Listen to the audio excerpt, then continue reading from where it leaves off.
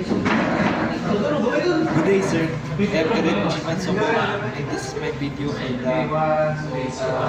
familiarization of GMDSS equipments. For the first equipment, it is called as the VHF or the very high frequency. It is the ITU designation for the range of radio frequency electromagnetic waves from 30 to 300 MHz with corresponding wavelengths of 10 meters to 1 meter. Frequencies immediately below VHF are denoted high frequency, and the next higher frequencies are known as the ultra high frequency.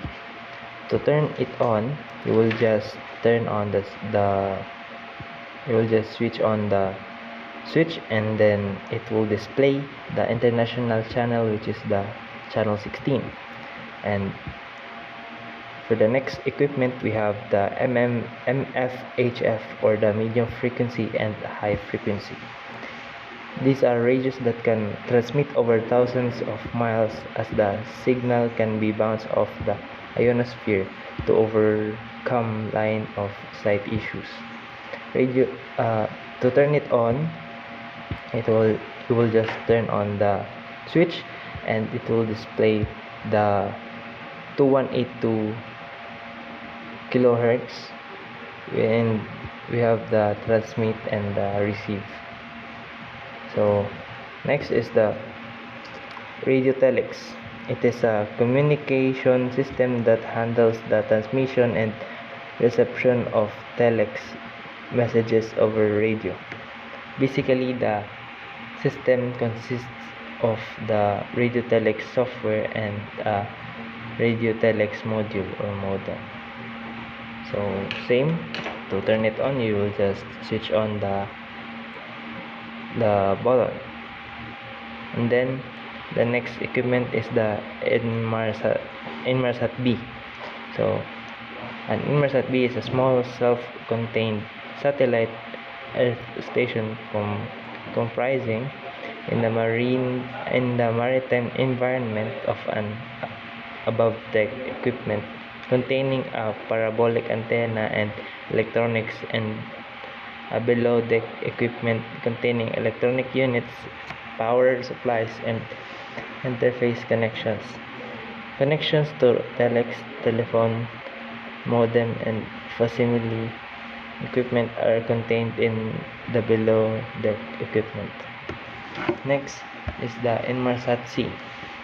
It is a two-way packet data service operated by the telecommunications company Inmarsat, which operates between mobile Earth stations and land Earth stations. It became fully operational after a period of pre-operational trials in January 1991. Next is the Fleet 77. It is a communication system used in the global maritime distress and safety systems, or GMDSS. It's a satellite-based communication system that provides voice, data, and fax services for maritime vessels. It offers enhanced safety features and is a part of the GMDSS network used for maritime distress and safety communications. Next is the Navtex or the Navigational Telex. It's an international automated medium frequency direct printing service for delivery of navigational and meteorological warnings and forecasts, as well as urgent maritime safety information or MSI to the ship. It provides a forecast for winds and seas over the affected area for roughly the next 5 days. The forecast also includes insignificant weather which would pose a hazard to navigation, such as precipitation or restrictions to visibility. Next equipment is the SART or the Search and Rescue Radar Transponders. These are the main means in the JMDSS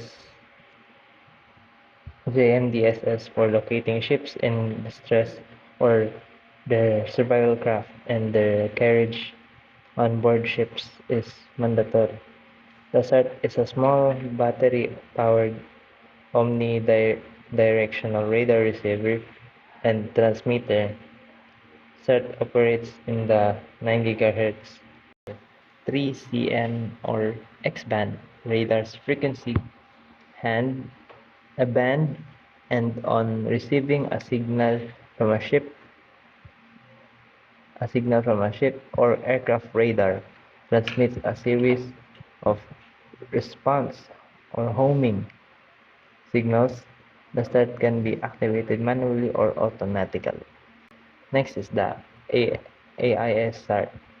So it is a self-contained radio device used to locate a survival craft or distress vessel by sending updated position reports using a standard automatic identification system.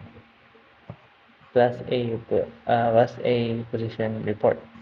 Next is the position and time synchronization of the AIS start are derived from a built-in GNSS receiver. Next is the Inmarsat E-Boy. So it is a specialized communication device developed by Inmarsat, a prominent player in satellite communication services.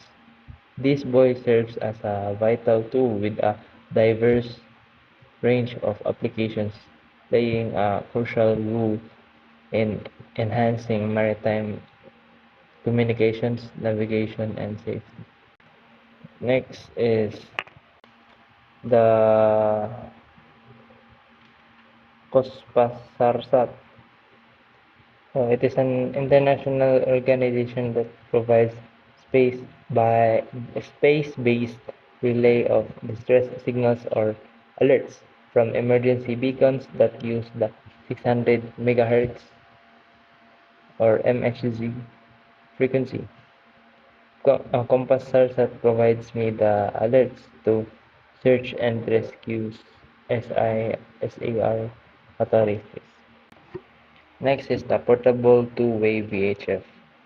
So it is a radio telephone equipment that is used for communications between survival craft and rescue vessels. It may be also used for onboard communications on channels 15 and 17.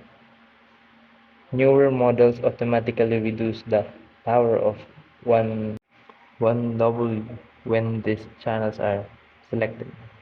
The equipment typically comprises a a small handheld transceiver with integral antenna. Next is the Aero VHF VHF airband. It uses the frequency between 108 and 137 MHz. The lowest megahertz of the band from 108 to 117.95 MHz is split into 200 narrowband channels of the 50 kHz. These are the reserved for the navigational aids such um, as VOR beacons and precision approach systems such as ILS localizers. Next is the 2182 kHz receiver. It is a radio transceiver that can receive radio signals in the 2182 kHz frequency band. This band is used for a variety of purposes, including AM radio broadcasting, maritime radio communications, and amateur radio. Next is the SSAS or the Ship Security Alert System. It allows transmission of a silent security alert to a flag state authority when the security of the ship is under threat or has been compromised. And the last equipment is the VHF buoy. It is a type of buoy equipped with a VHF or very high frequency radio transmitter. It's used in maritime navigation to provide radio signals that helps ships and boats determine their position and navigate safely in coastal and offshore waters. VHF buoys are often placed in strategic locations to broadcast information about weather, navigation warnings, and other important maritime information to vessels in the vicinity. That's all, sir, and thank you.